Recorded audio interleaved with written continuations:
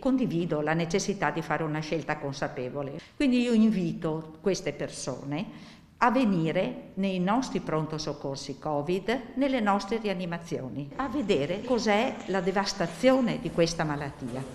Poi fanno la scelta consapevole. Non ha dubbi la professoressa Maria Antonella Muraro, allergologa e docente dell'Università di Padova, è entrata lo scorso novembre a far parte del GOTA della comunità scientifica mondiale proprio per la qualità della sua ricerca e per l'utilizzo internazionale dei dati da lei pubblicati.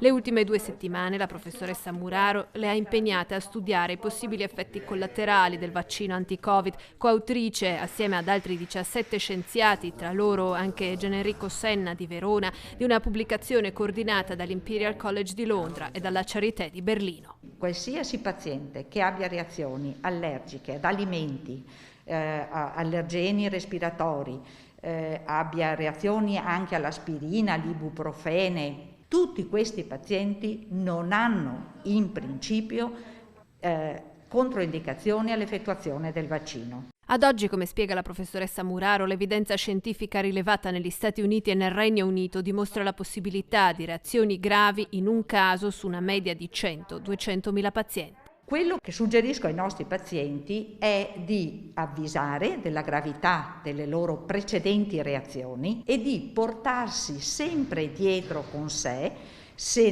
li hanno, gli autoiniettori dell'adrenalina.